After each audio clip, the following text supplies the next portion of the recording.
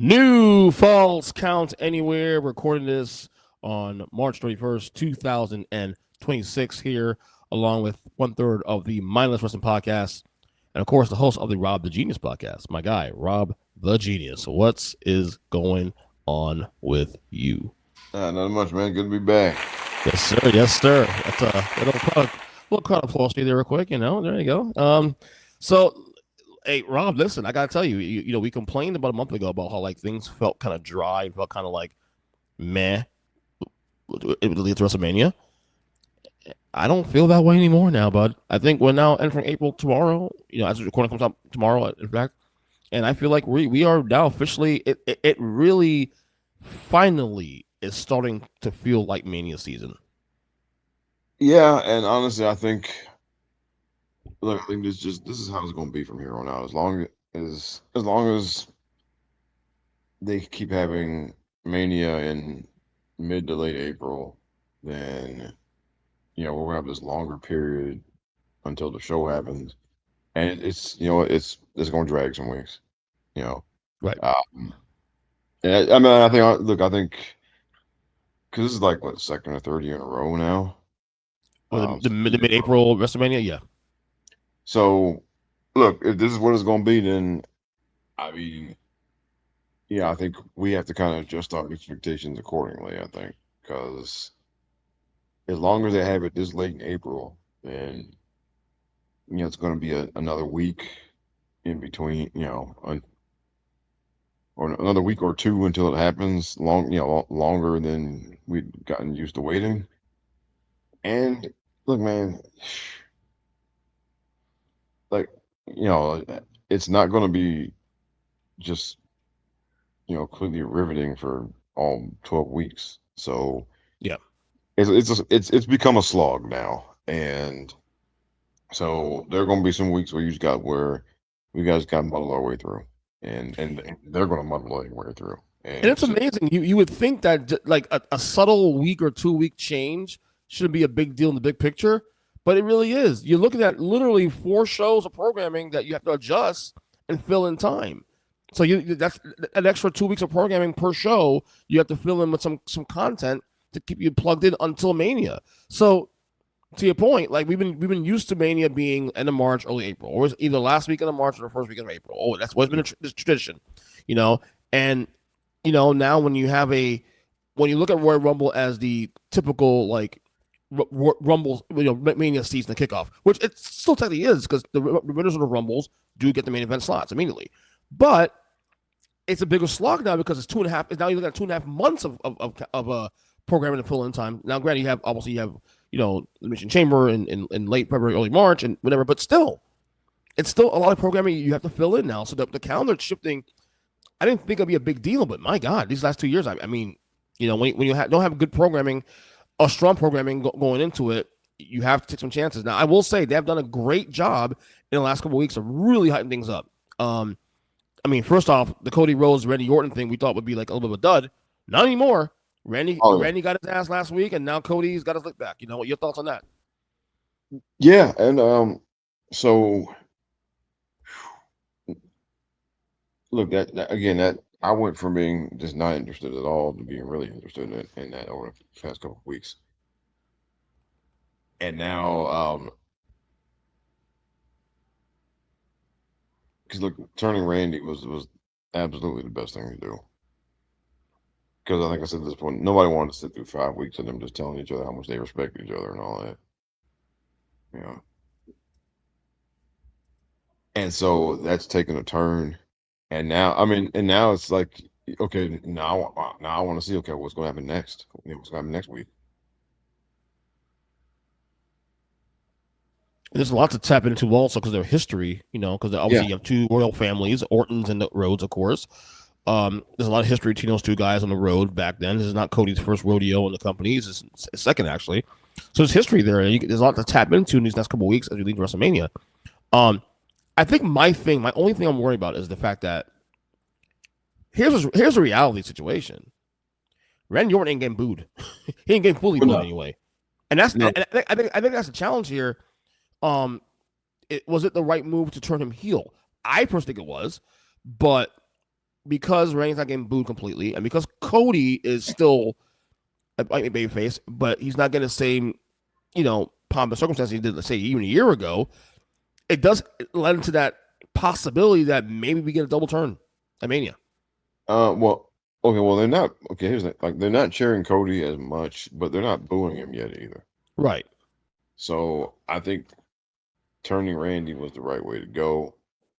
And look, I just think you just go with it. I mean, let him do his heel stuff, and if they don't, they don't boo, they don't boo. Okay, fine, whatever. I think um they're not going to be quiet, and Right. the important thing. And also, as long as look, it makes for a better story. Good versus evil is a better story. It always is. And yeah, I mean, the crowd is not going to react accordingly this time. But I mean, just it is what it is. Just I think it's better just to do it this way and go, and then they take it how they take it. Right. What'd you make of Cody and the Stephanie McMahon promo yesterday on Raw? I thought it was really good. Like the end felt kind of awkward. I mean, when he just said thank you, and So I watched the highlight though. Why was she there in the first place? just because it was MSG, I think, and Okay. I think they probably figured that. I mean, I thought it helped. Um, because That's basically right. she's telling, Yeah. Mm-hmm. that if he tries to fight, deal with Randy the way he deals with everything else, he's gonna lose, and that he's not. And so now that opens the door for him to, maybe get a little more violent, maybe for him to, you know, uh, go after Randy now, or what have you, right? Kind of flirt with going to the dark side a little bit. It opens the door for that. So I Yeah. thought I thought it was a good segment. I thought I mean, it was a surprise, and surprises rarely happen now because it wasn't spoiled by any of the dirt sheets or anything. Right. So I thought, yeah, I thought the ending was a little awkward, but Yeah. other than that, I thought it was great. The dig about talking about Steph's father and like kind of bringing that up, that was classic. I was going to play the audio here but I was kind of worried if I play the audio, maybe I get like a copyright strike. I don't know yet. I'm kind of weird on WWE touching on their newer shit as is, so I'm not gonna do that. But I thought that whole thing was really really cool actually. Get Steph. That was really funny as hell. I can see that coming, but hey, no holds barred now. I guess with the programming, but we're all in WrestleMania season. Everything Oh yeah, counts. You know what I'm saying? oh yeah. Yeah. What else? What did you think about the Seth Rollins, return? He's cleared. He's been cleared to play. Making clear to to perform. He got his lick on on Heyman again for 2 weeks in a row. But then we see the man, the General return, Gunther, just Yeah. out of nowhere. Um. Interesting. Well, this is kind of a kind of thing of circumstance because, according to all the reports, Gunther was supposed to face Rey Mysterio, and Rey is injured again and won't be back. And then Seth was probably gonna wrestle Braun Breaker, but then he's injured also. So, you got two guys that are injured here, and so they're just they're trying just to make what they can out of it. And I saw some people saying, "Well, it doesn't make any sense. It doesn't make any sense." I mean, if you look at just like look at the characters for a minute. Mm-hmm. Gunther as a character would absolutely just hate Seth Rollins Mm-hmm. because Seth Rollins' character stands for everything that he's against. Because he comes out there, he's got on the wacky outfits, and he's got the sing along music and all that stuff. And that's exact. I mean, from a character standpoint, Gunther would find that to be kind of insulting, or it would be like disrespecting the game, so to speak. So it's very, I mean, it's real easy just to say, you can say, well, this Seth Rollins doesn't respect the business, doesn't respect the sport, and I can't stand the way he acts, and then look, so either he could either volunteer to do it, or Heyman could have come and asked him, and he'd been like, well, sure. Right. So I mean, it fits very easy, and There's no I'm sure. story there. The thing is, there's no story there, but I, that's okay though. I think it's Well, okay. it's easy to make one though. Just I mean, look, all you gotta do is do what I said. Just explain it right there, and that's enough. Um, Yeah. and look, it's short notice. It is what it is. Because they didn't want to.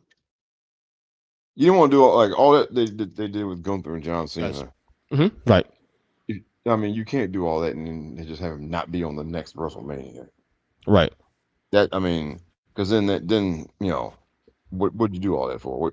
What did you piss all those people off for? He's not even on. If 4 months later he's sitting at home during WrestleMania, right? I mean, doing all of that and the risk that they took making all those people mad at the way that Cena's last match went, it's got like you got to have an immediate payoff. I mean, Yeah. you pay that off early and often. You can't, like you just can't. You can't do that because, like, imagine if you know, um,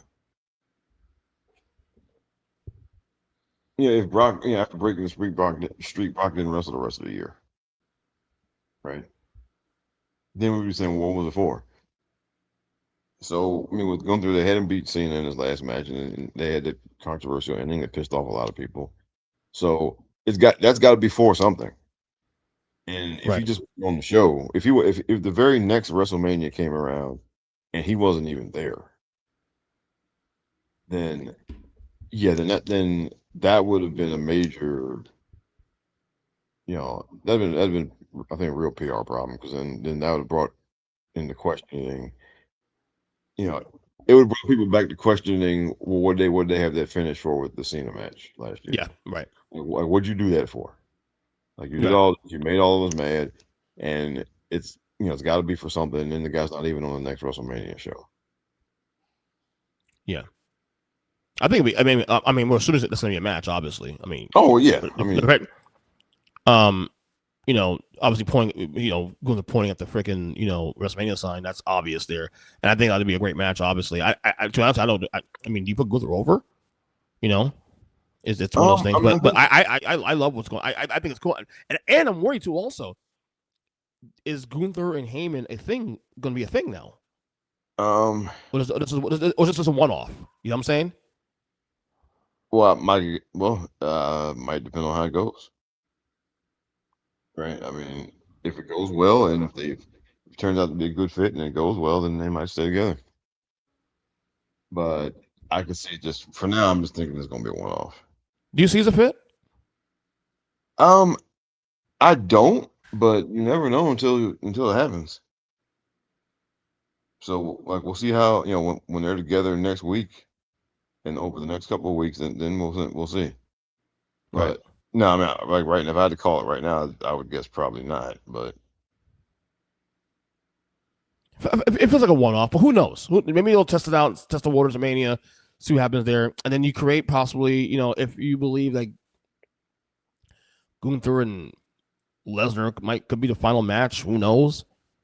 That could create a storyline there. We're like, okay, choose who you're choosing. What you're aiming.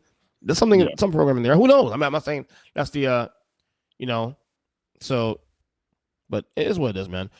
We also well, before we get to the tag team, actually, Roman and Punk once again they touched each other again. So we're ready there. We're ready to get. Yeah, and this time they did no talking this time, which was the right move because they've been they talked enough. They talked for 3 straight weeks or 3 straight segments, and so this time they rightfully just they went right at it this time. Yeah. So I'm curious. I think the only thing down at this point is for me, where do the Usos stand? I guess where they stand on more so the fact that where's it going to go? Where are they going to be when it's all said and done at the match? Where will they be? How's it going to play out? How will they affect this feud? Because they're obviously involved in this thing. They're obviously involved in this every week. Every time you cut a promo in the middle of the ring, they're involved somehow, some way. Whether not Roman chases them away or not they do Roman's dirty work. Lots of bloodline, flashbacks, if you will, so far in this feud, which makes you wonder if their involvement would be a key to where this match goes at WrestleMania. I don't know. Because now they're kind of occupied now, right? Yeah.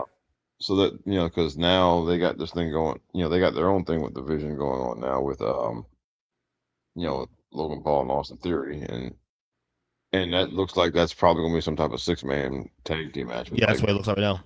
Yeah, them in LA Knight against Logan Paul and Austin Theory and I Show Speed.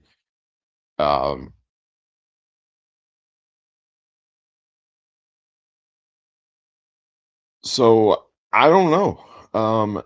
That I guess we'll have to see. We'll have to see what happens, and whether or not they factor into the equation going forward, or whether that was just like kind of a temporary thing. Yeah, we'll see what happens there. We also got new tag team champions, division. Oh, it's who's it? Who's the other guy? Austin Theory, and who's the other member of the? Logan Paul. Logan Paul. Thank you. New tag champs. Didn't see that coming. Nope. But you know what? Some people weren't happy with it. What are you gonna do? Everybody's not happy with anything, so what are you gonna do? Well, I thought it was a good idea because they gotta win something, right? They get beat a lot, and so they got yes, they have to win something at some point just to be credible. Yeah, and it adds a little more spice to what we will eventually get in at WrestleMania when they do a 6-man, which is a tag or whatever maybe. It's going to add some spice. Having it off of Usos does definitely add a lot of question marks. Okay, so now with the Usos, it kind of like it's either or, but you put it in the hands of a tag team that we didn't earmark as getting it. It does open some more possibilities and question marks. Okay, what direction to go in, this and that. So I don't hate it for programming. Even if it's just for short booking programming, I'm okay with that. Honestly, it adds a little spice to the stories. Again, to get out of a rut, lead to WrestleMania, you need to try things like this. So I'm okay with that. So let me see what else here we got.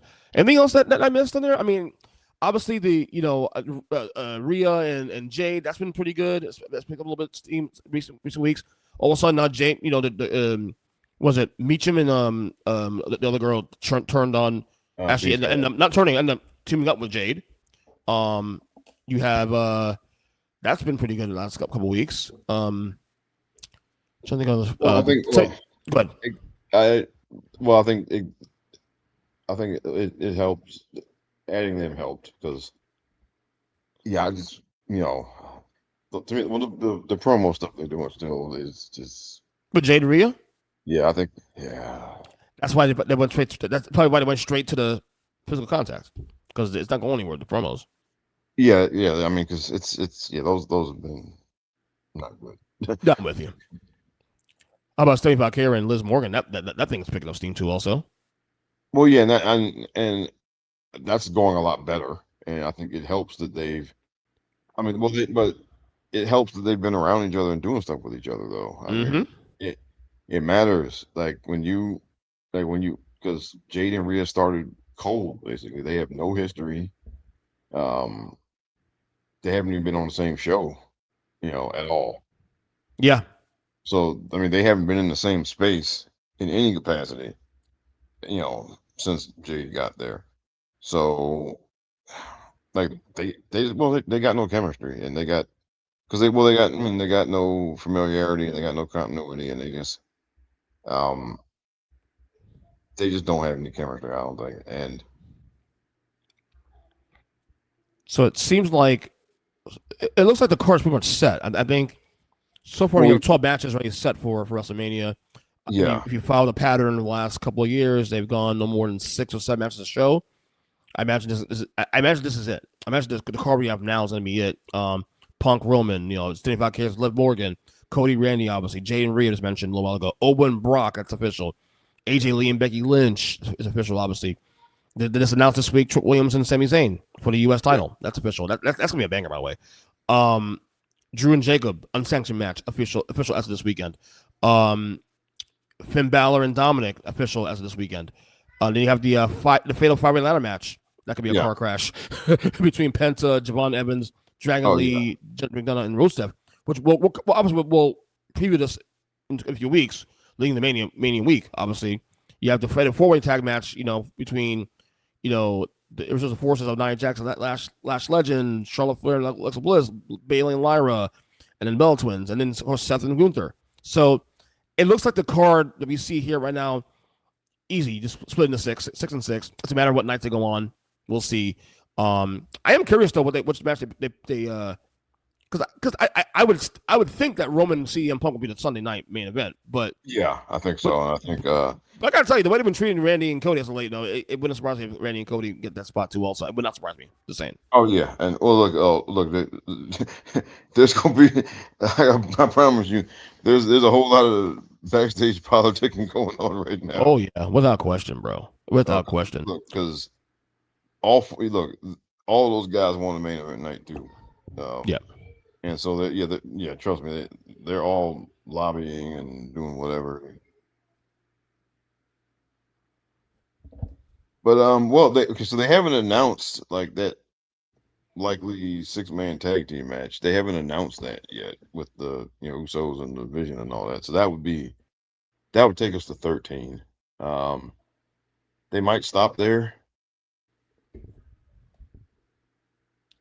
because it usually I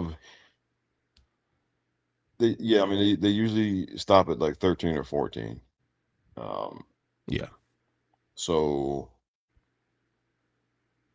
it wouldn't surprise me if that 6-man tag team match is the last match they announce. yeah, yeah. I definitely agree with you on that. So I mean, things are picking up, man. Things are picking up now in the as we inch closer to WrestleMania, which is now I believe 20. No, less than that, like 20 days, maybe 19 days away. Yeah. So we'll see. Another piece of news that came out this weekend too, actually yesterday. John Cena will be the official host of WrestleMania 42. Of course, will take place in Vegas. Your thoughts on that? I think no, I think some people are just kind of overreacting, saying I've seen some people saying this is some like desperate like thing to sell some more tickets.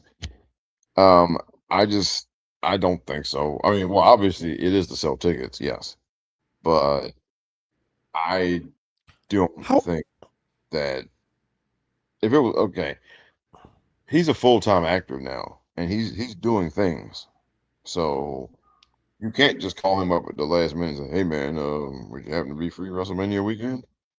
Like, you can't do that, right? That no.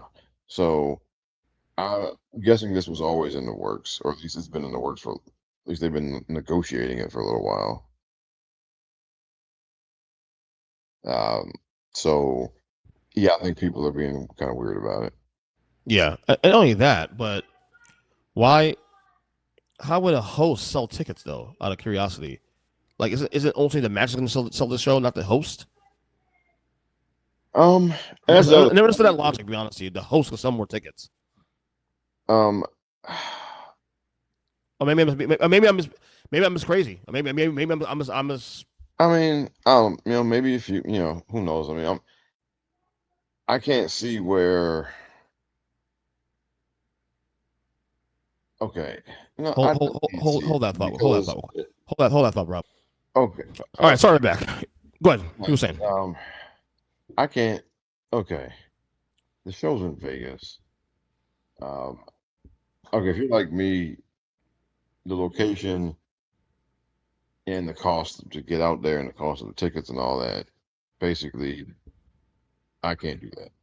So, or even if I could swing it, I'm not I'm not trying to fly out to Vegas and do all that, right? So having him as a host is not going to change my mind.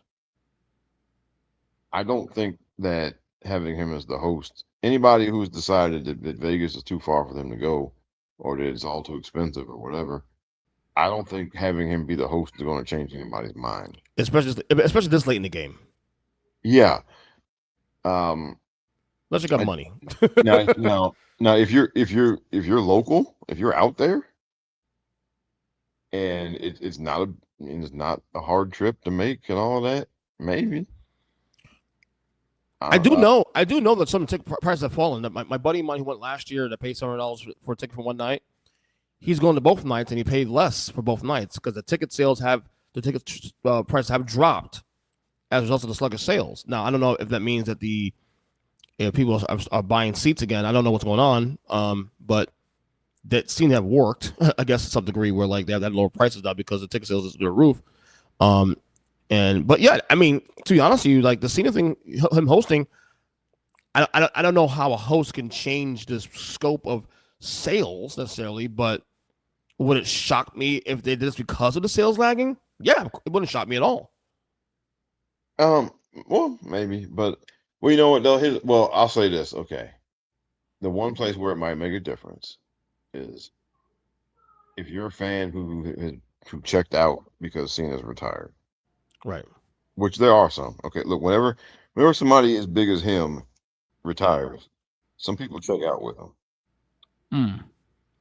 Like for some people, you know, that's just how it goes. Which I find weird because it wasn't like, okay, so last year he was obviously regular programming. We get all that. Yeah.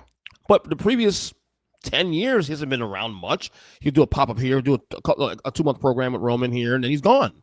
So that I can't compare it to the Hogan, you know, checking out 93 by leaving, because Hogan was still consistent with the company more or less for 10 years. Yeah. Well, put it like this. Okay, so for maybe the last 5 or 6 years, like from like the early '80s to the mid '80s, Bruno occasionally worked a match. Yeah.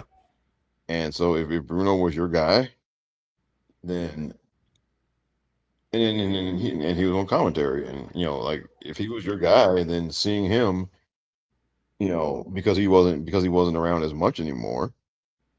I mean, you're not going to fly cross country, no, but if it's something not hard to get to for you, Right. I don't know. I mean, I just, you know, I think that's why I don't think it was I don't think it was a panic move or some last ditch thing. I think it was always in the works, and they just happened to announce, because if it was if it was really about trying to sell tickets, I think they would have announced it earlier. They would have tried to get them to come to TV and interact with some people, and you know, all that type of thing. Um, but I think that because it's this late in the game, I don't think adding him to the show is going to make any difference in selling any tickets. So, you know, I think people are overreacting there. I totally agree with you 100% on that one. All right. You remember Maven, obviously, right? Maven Huffman, Yes. former star.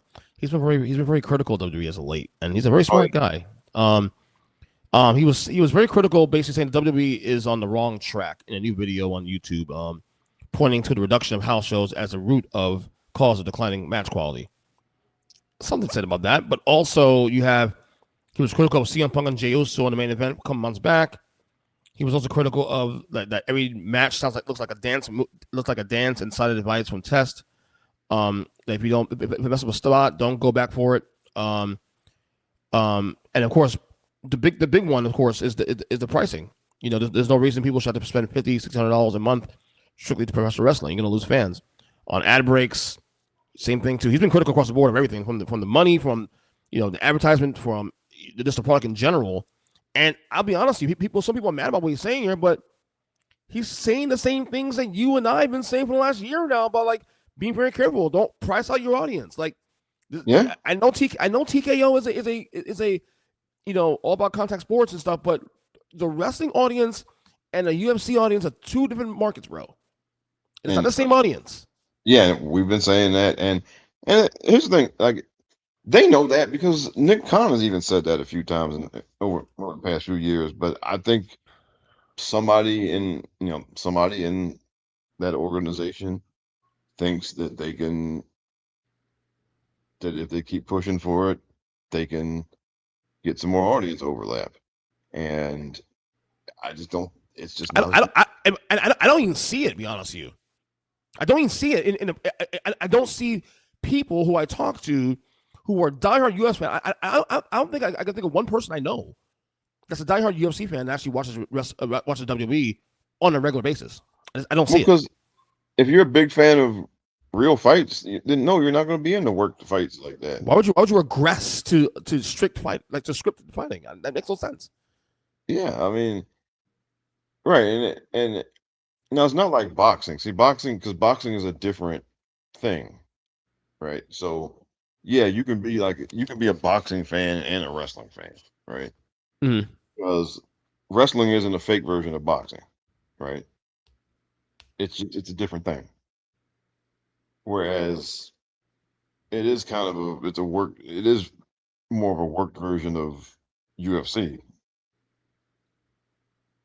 All right, I don't think diehard UFC fans are not going to be wrestling fans, No. and I mean most wrestling fans are not going to be diehard UFC. They're not going to be UFC because certainly not in big numbers anyway. No, because look, I've tried watching UFC stuff, right? I have tried, and it just does not work for me. Like I have really given it a chance, and the only time I really got into it was in the very early days when it was, when it didn't hardly have any rules. Okay. Yeah. And that ain't coming back. So it's just, but they keep somebody there thinks that they can win over, a more significant portion of the UFC audience, and you know, and I just, I I just think I don't think so. I mean, well, like okay, like for example, like okay, people who like arena football, Yeah. they like arena football, right? Now they might watch the NFL, they probably do. I would say But most of them do watch NFL, but I don't think it's the same interest the other way around, though. yeah, but it's not. But like, well, that's probably a bad example, uh, but it's just they're different audiences, right? They're just different audiences. Like some people go to see cover bands, right? Of course. Like going to see, or like going to see a cover band. That's something that the people who like to do that go do it, right? But I don't think you're going to win over people who aren't into that kind of thing, right? I just don't, I mean, there are people who like to do it, and you get as many, if you book cover bands to play your venue, then you market to the people who actually like come see cover bands, right? You don't spend a whole lot of time trying to convince other people to come see. And I just don't think UFC fans are not interested in wrestling, and wrestling fans are not interested in UFC. They're just not. I mean, look, the only time if somebody from one world goes to participate in the other one, then yes, there would be some interest. Obviously, Brock Lesnar was a big draw when he went to UFC. Okay, Ronda, at least the first go round. Look, Ronda drew people to watch WWE, to watch her in WWE. Brock Lesnar drew people to watch him fight Mm-hmm. UFC. But I bet, and so did CM Punk when he did those couple of fights. But Yeah. I will bet you any amount of money that none of those people who bought those fights to watch Brock Lesnar, CM Punk stuck around after they were done. And I don't think whoever came over to see Ronda work in WWE. I think a lot of if you came over to watch Ronda in WWE and you were not a WWE fan, then you probably left when she did. Yeah. Um, That makes sense. or like Bad Bunny, right? I mean, the people, yes, there are people who will watch when Bad Bunny is on the show. There are people who watch him, right? And yeah, you'll get a few of them will stick around, but you can't you can't base your business model on hoping that people who are just not interested in what you're doing will change their mind. I think a lot of this stuff that they're doing now it's an attempt to do that. I think that the pricing is yeah. I mean, I think they're trying to get UFC prices for WWE events, and they're finding out that you know that's just not going to work long term. Right. Um, Now, as far as I he's not the only one that's spoken up about like the lack of matches, right? Tyson Kidd, who's one of the agents, he used to wrestle before he got injured. Also married to Natalia. Yeah, he spoke up about that recently. Cody has spoken up about it. Um, because they cut the house show tour down to almost nothing now, and because again I think the guy Shapiro that is in charge of it, the whole TKO or whatever, he looked at it and he said, well, the house show stuff wasn't profitable enough. So yeah, and so he made the call basically to cut those down. Um, but that's where they got their practice in. And And this is the difference between a wrestling promoter in Vince McMahon yes, and a corporation like TKO that can give three fucks about the product. All they see is green. And again, that was my fear. Now, Triple H being involved gave me some hope that, okay, Hunter's involved. He's a wrestling guy. He's passionate about the business. But the more and more we see the way they operate, is only so much pushback he can give when he's not the main guy, when he's not the guy making decisions. He makes creative decisions, though, but his creative decisions are also dependent on what decisions they make at the top. And it's now starting to filter down to the product. yeah, like he doesn't book the shows, like the schedule. He doesn't book the towns or Right. anything like that. Yeah, because now look, they used to work as many as 200 matches in a year. That now they don't need to go back to that, right? But last year, okay, so Tyson Kidd said last year that LA Knight had the most matches of anyone in the company, and he had 64. Last year, that's not real. I mean, that's not really a lot when you look at it wider scope. Because, like, I mean, if you're, well, I mean, I guess comparison to the old days, back in the day, even doing house shows, you're doing in the hundreds, obviously. Yeah. Yeah. But the point he made is very important though, is that he said if the busiest guy had 64, then that means there were a lot of people. There are a lot of other people who have 15 or 20. And I don't count the Brock's. I don't even count the Roman's background. Like, we know Roman's is part time ish.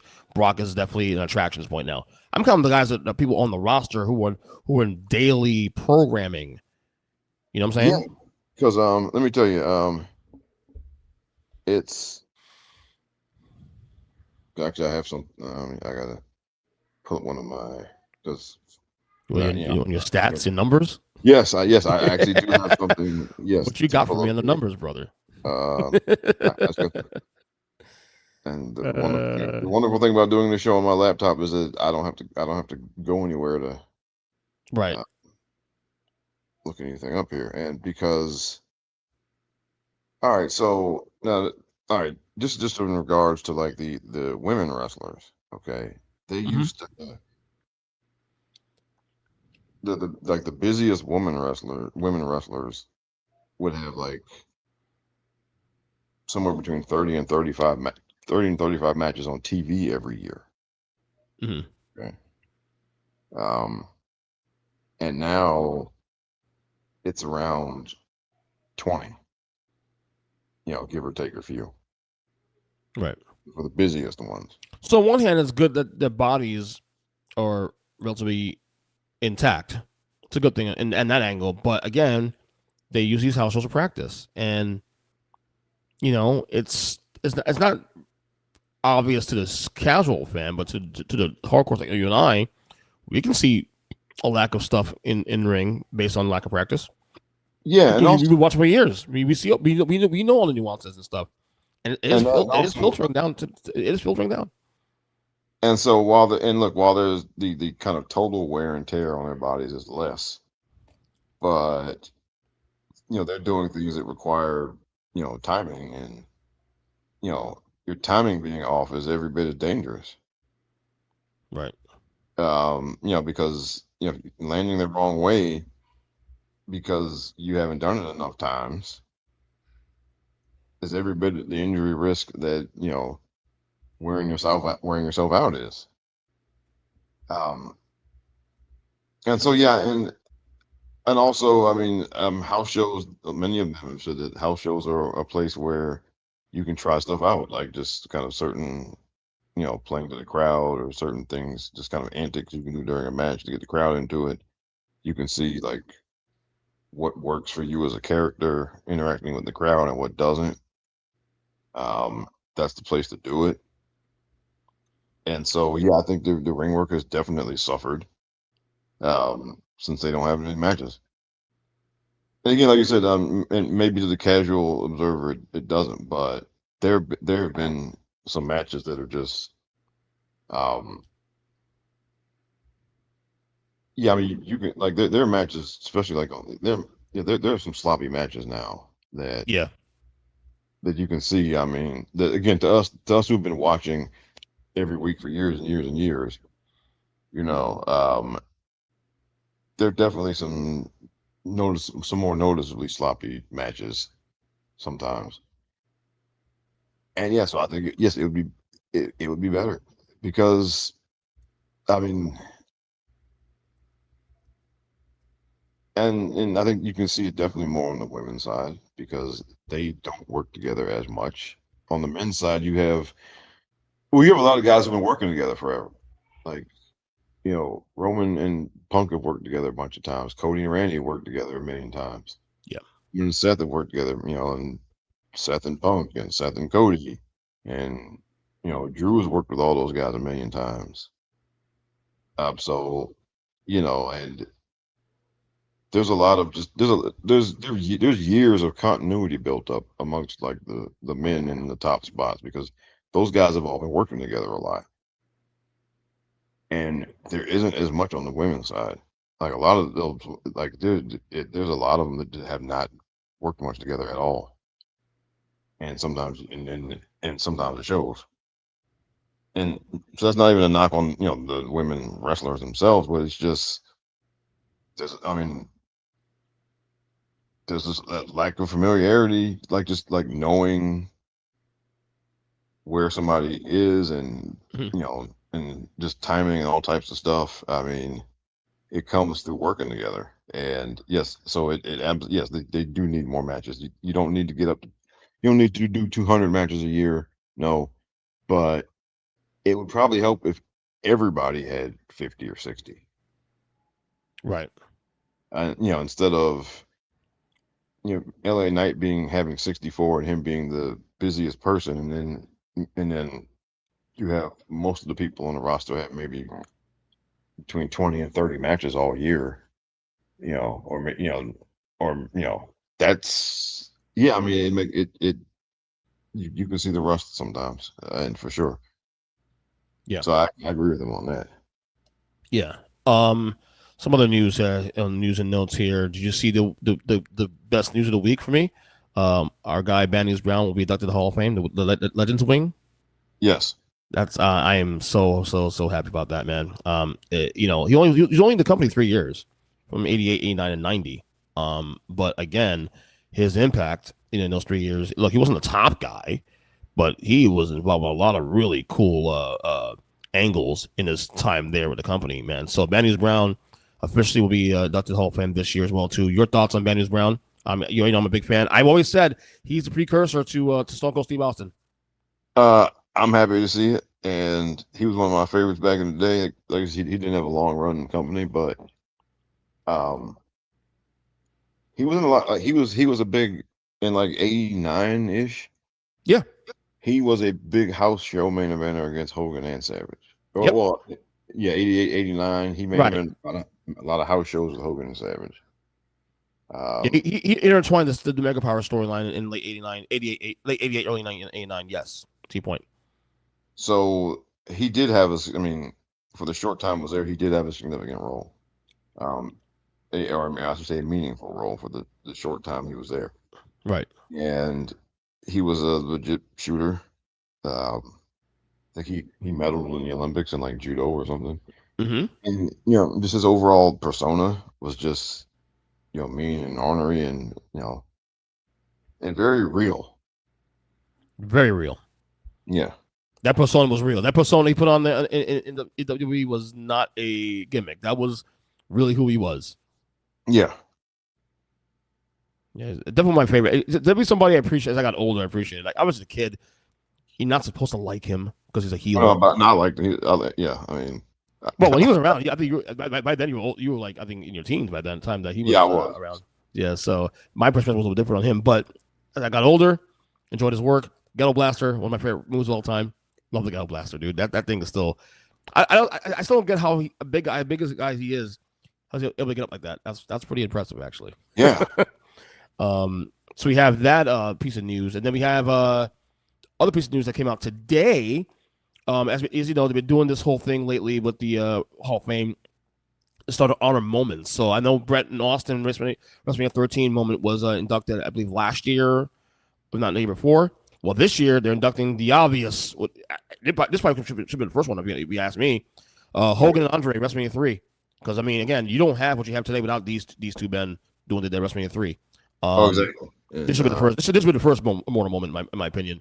Obviously, things with Hogan a little bit frosty prior to his passing last year, but all in all, Hogan Andre is the moment that changed the course of this business and this company.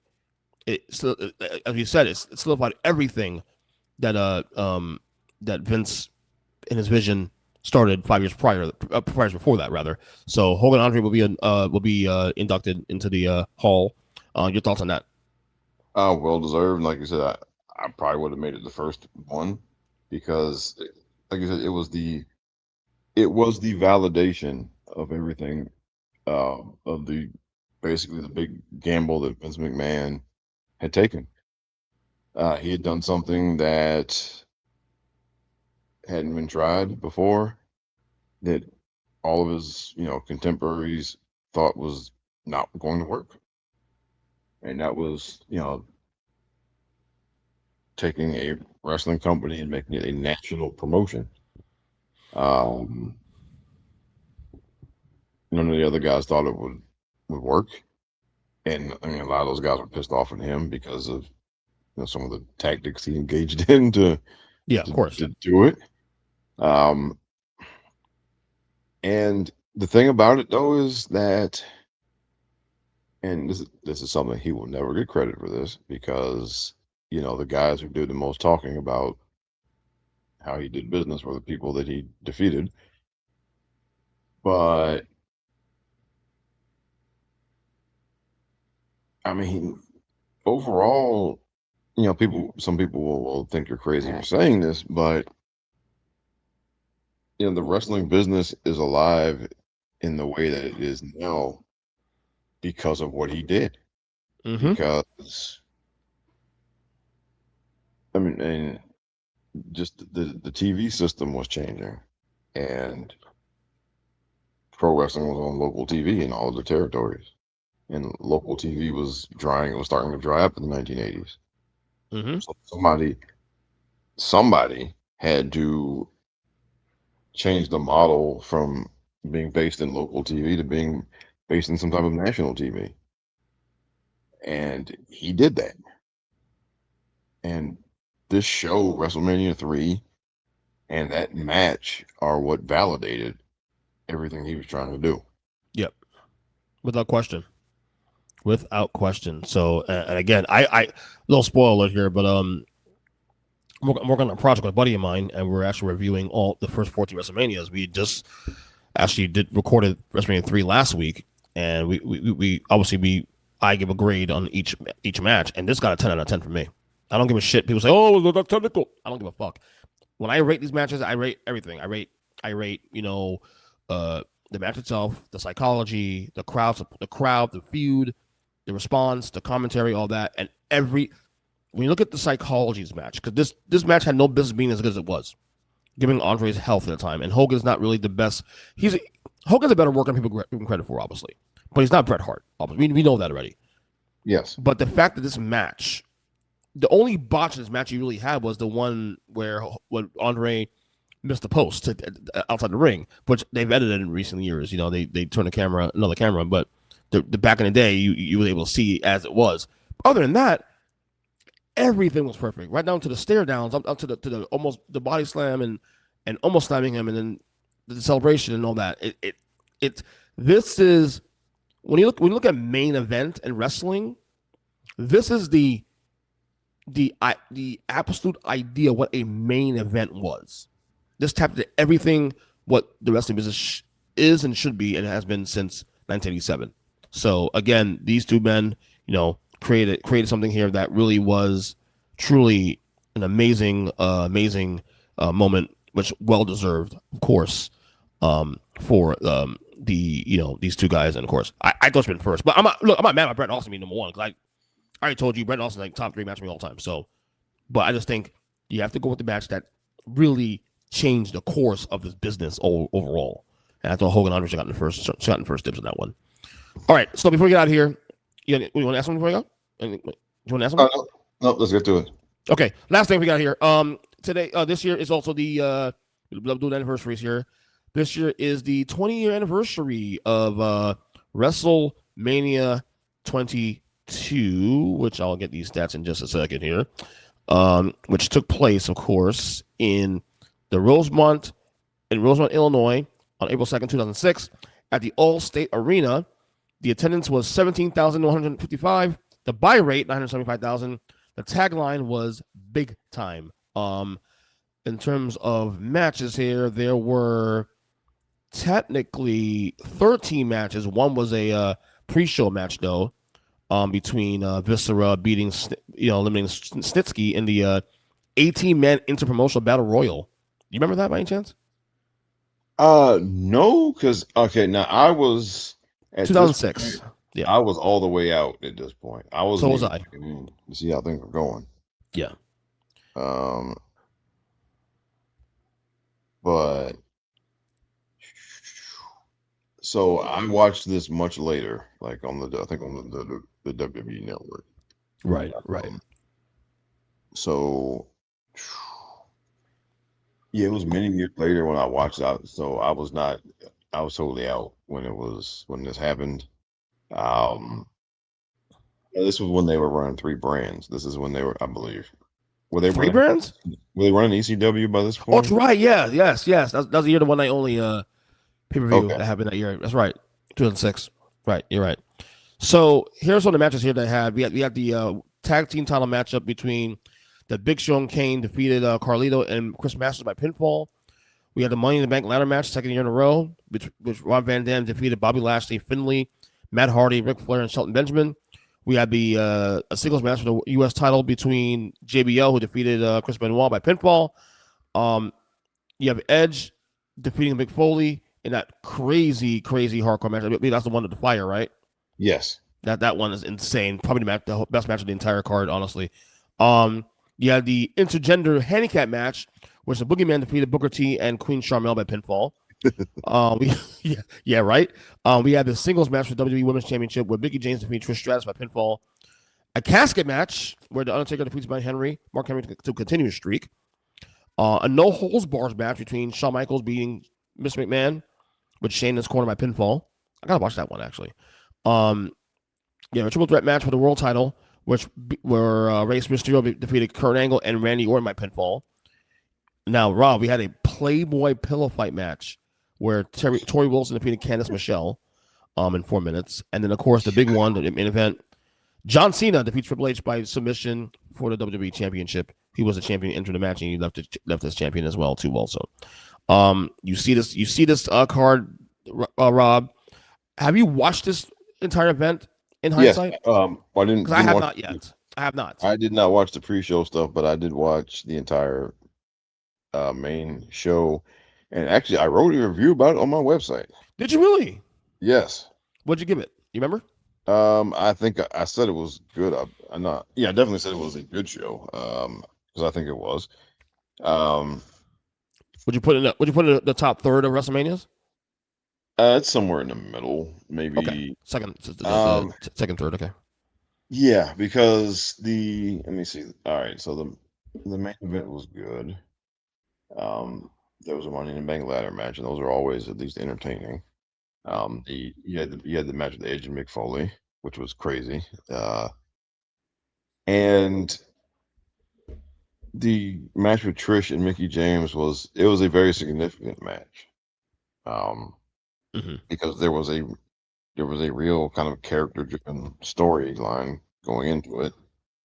Mickie James was playing like she was like this basically super fan of Trish turned like stalker, and she started dressing up like Trish and wearing her hair like Trish and all this, and it turned into like a single white female kind of situation. And it culminated in that match. And so it's very ironic that on the same show where you have a kind of serious character-driven storyline women's match, on the same show you have a lingerie pillow fight. Crazy, right? Which, I mean, but honestly, that kind of sums up the, up until the, quote unquote women's revolution started. That is kind of how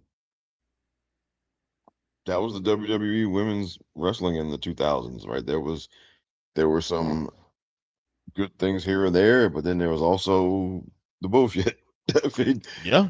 And then, but it was a very significant match as far in like kind of the lineage of women's wrestling. And one thing that was notable during that match is that the crowd was behind Mickie by the time the match happened. Yeah. They were very solidly behind her, and she was the heel entering the match, right?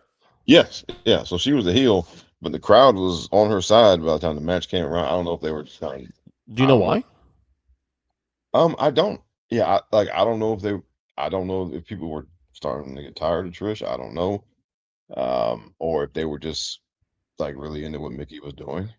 My guess it would be that, because well, she was doing something that had not been done character-wise in WWE.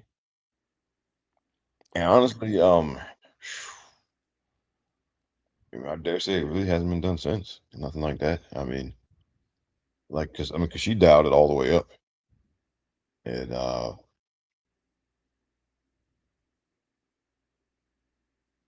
And that was, which would actually retire from being fully active like later on that year. With Trish, right? Yeah.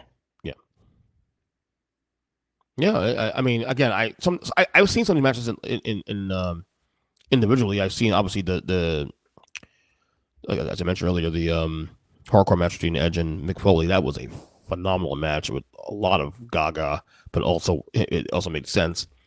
I think I've seen the Cena. I've seen the Cena Triple H match before in the past, and I think I've also seen the the Mysterio beating Kurt Angle and Randy Orton match, also by pinfall. Which, by the way, Randy Orton was entered in the match as champion at the time. Yeah, and Um, that was that was the basic tribute match. yeah, to Eddie Guerrero, right? Yes, Right, because Eddie had passed away a few months prior, right. and then Ray won the Royal Rumble, and It's so that definitely a was, time back then. yeah. Yeah. s- Eddie passed towards the end of 2005, and then a year later, Chris Benoit. So One day I'm gonna. Well, I've watched I think most WrestleManias, but I will somewhere down the road. I say this every year, but I think I will do this in written form. Rank all these WrestleManias in the near future. Because there's a lot of WrestleManias in the middle between 21, well not 21, but 22 through like 26, 27, 28 area where I have not seen in completion. Honestly, I think it's 22 through 30, actually. No, 29. I saw 30. 30, everything from 30 down I've seen. But there's that middle, mushy middle between 22 and 29 I'm not watching full. I need to watch. um, Um, yeah, and there's some gems. I've heard there's some gems in there too, also. So oh yeah, now because I tried you know ranking all 41 of them. yeah, Um, it gets hard in the middle, right? Like it's easy, like the ones picking out the best 4 or 5 is easy, and then the ones at the bottom, the ones that are just that you think are just terrible, um, you know, those aren't that difficult to pinpoint either. But when you're trying to figure out what order, you know, the ones in the middle are, then that's where it gets kind of dicey. But it's just because, yeah, I mean, just it gets difficult really because it's like when you're trying to figure out, well, what was better, WrestleMania 22 or WrestleMania 7, right? I mean, you can spend a lot of time splitting hairs, yeah. I think 7 probably has more memorable moments than 22. I mean, Savage and Liz were being Yeah, right. Hogan being slaughtered for the title and things of that nature. I think those are the things that really, it's funny.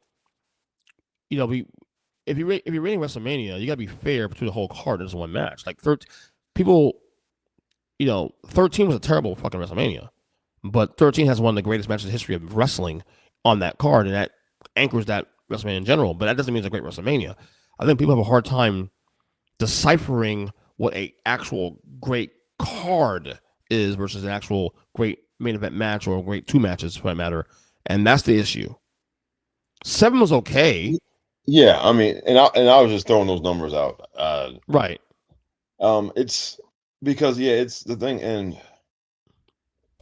look, you could have a card hypothetically.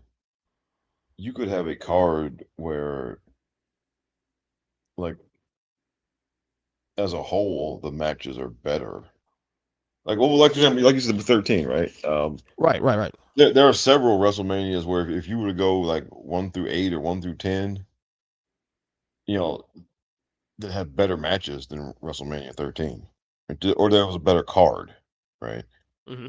But that one match, Austin and Brett, that is again top 2 or 3. It really just depends on your preference. Some people have it first. Some people have Shawn and Taker from 25 first, right? Mm-hmm. Um, but it's really a matter. It's a matter of personal preference. But I think that match, I mean Brett and Austin is in the running, and everybody's running for the number one ever. Everybody's not going to pick a number one ever, but that match is better than 99% of the WrestleMania matches. Mm-hmm. But that card is, other than that match, that card is dog shit.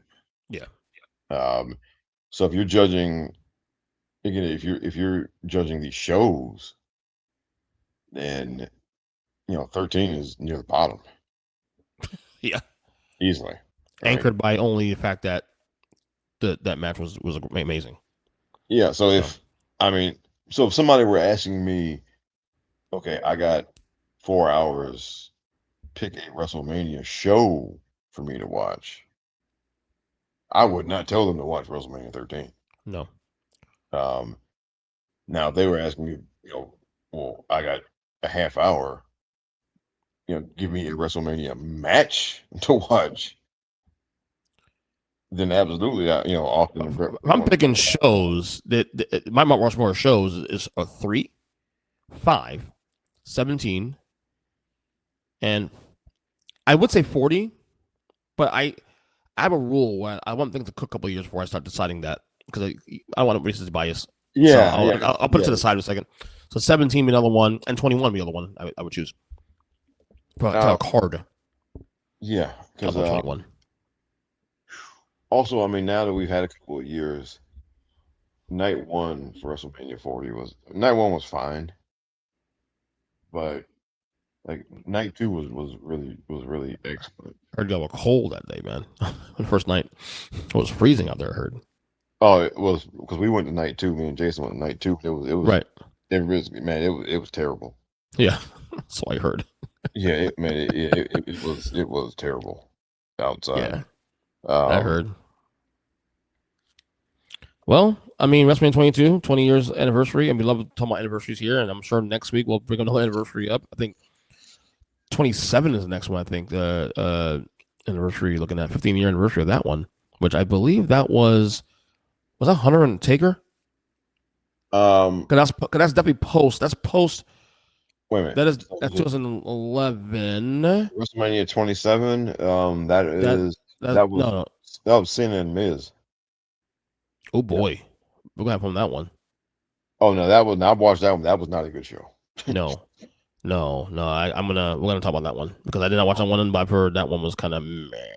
Ooh yeah, it was bad. We'll still touch on it and see what was that. Anyway, what you got going on RobertGenius.com and Robert Genius? Okay, well, I'm almost finished. Okay, I have, and I'll give everybody a preview of what I've got recorded so far. Okay, what you got going? I talked some about the Oscars. I talked some about me and gambling. Gambling? You still gambling after football's over? Nope, I quit. I decided to quit. Oh, okay. And I explain why. Okay, looking forward to that one.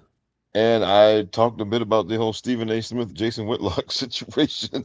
So I haven't followed that situation. So Rob, I don't know if you listen to my podcast normally, but the start of the new year, I made a concerted effort to kind of this anything media, sports, politics. I'm done. I need a break. So I've used all my me time to watch content, to watch TV shows behind on, obviously sports. WrestleMania. I haven't been following minute to minute, day to day media beefs and shit in the last 3 months in detail anyway. Now I know they're beefing again. I did follow this feud 2 years ago when it first started, and it was content in the show, but I have not followed it recently. I know Cam Newton, I think, was talking about this stuff too, also too on top of that. So, but I haven't followed the details because I've been kind of out on things right now lately, just because I need a break. Oh yeah. That's honestly so about. I don't watch First Take anymore when I'm home. I don't either. I don't watch that since last year. I don't watch any of that stuff anymore. But in this case, it became like a thing because Cam Newton had Jason Whitlock on his thing, and of course Cam Newton is a regular on First Take, so that was I didn't watch that, but when I saw that happened, I was like, oh, that's kind of awkward. And then, but what made this a big deal is Stephen A. basically cut a promo. Yeah, but yeah, he cut a wrestling promo or diss record, one or the other, on Jason Whitlock, and I mean it was, oh man, it was funny. You do realize that Jason Whitlock is winning this battle, not because of what he's saying, not because of the back and forth, but because Stephen A. is keeping him relevant. Yeah, and I think he knows that, but I think this was like a bridge too far whatever. Jason has done a good job at tweaking at him and poking and prodding at him. The best thing to do is just ignore the motherfucker. It really is. Whitlock is in his little corner. No one cares about him anymore. The only people that care about Jason Whitlock are his audience that follow him. And quite frankly, they don't know any better either, to be honest with you, in my opinion. Stephen A., love or hate him, he's way more relevant than Jason Whitlock is. So the fact that you keep bringing up Whitlock's name, you're keeping him relevant, buddy. You really are. And yeah, and I think honestly, I think just whatever happened here, I think the Cam Newton thing probably just pissed him off to the point where he couldn't be quiet. I may have to watch that interview and see what he said.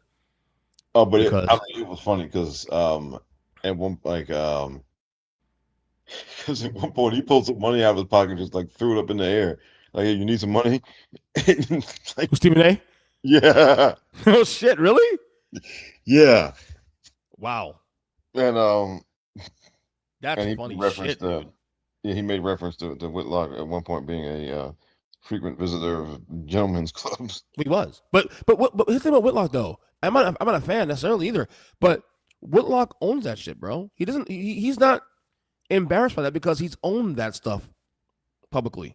So you can't necessarily insult the guy that's already in some ways held himself accountable for the things he thinks he did as wrong.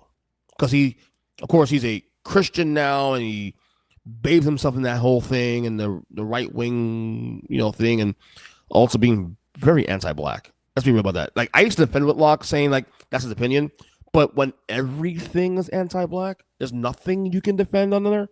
Nothing, not one thing.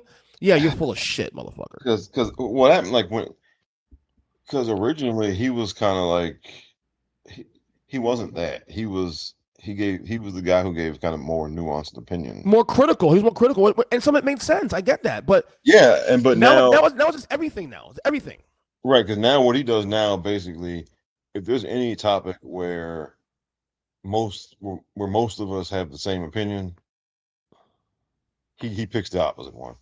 Yeah, and if there's something that 75, 80, 90% of black people agree on, and it's some big hot button topic, he deliberately goes the other way and tells us all stupid, and he does that because he has an audience, and that's what his audience is here for. And basically he alienated all of his he alienated anybody who was a friend of his, like when he from ESPN or whatever. I have friends of mine that used to work on him, and trust me, he was bad. Yeah. So yeah, so I spent some time talking about that because I remember, because I just go back so far watching both of those guys, and I remember when they were first really getting started on ESPN, and to see where they are now, to see what they're doing now, it's just it's like night and day. I got issues with Stephen A. too, though, but you can go ahead and own Jason Whitlock every day and Christ on Sunday. I'll be okay with that. Oh yeah, just saying. You know what I mean? So yeah. Anyway, Rob, great show as always. Next time we're counting down to WrestleMania. I actually would like to do another draft, man. Another WrestleMania draft if possible. But I got to get DJ back on here next week or a week after. I want to do a draft on.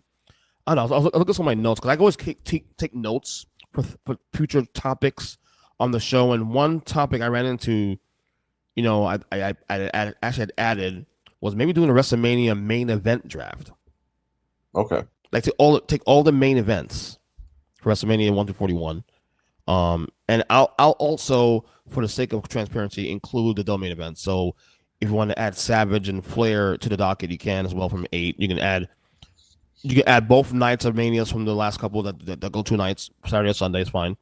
But I may if we can get our boy to come on for another appearance for another draft, we can do one of these. I'm itching to another draft again. I really am. Okay. Because one I thought of before is like shows where a different match should have been the main event. What are you saying? Like where WrestleMania is where a different match, where the match that was the main event shouldn't have been the main event, and something else on the card should have been. The problem with that one though is the fact that that's always a hindsight 2020 thing. Yes. Well, it After the is. fact, you know what I'm saying? It's 100% a hindsight. Yes. Because a lot of people, 100%. a lot of people will say that Savage and Steve was a really great event, but no, even as great as that match was, you cannot. Oh put no, Hogan no, in it that should way. not. Outrage. Sorry, No, and, no. and I agree. Savage is the better match. We agree with that. Oh. It's just that you cannot replace that moment, even in hindsight. Yeah. Oh no, because the match that sold the show was Hogan on, Yeah, that's all the tickets. and So. it lived up to it too. So Yeah. So let me talk to your partner and my friend and see if we can squeeze in one more draft between now and WrestleMania season. all right. Because I love drafting shit. It's cool. So, but yeah, put up that episode soon, man. Listen to Robert Jean's episode. Yeah, Of course. It'll be up. I'll have it tomorrow. I promise. Excellent. All right. And of course, I'm on X at EJ Christian 7. False Count Anywhere as part of the Earnestly podcast. Until the next episode, we will talk to you guys soon. Later.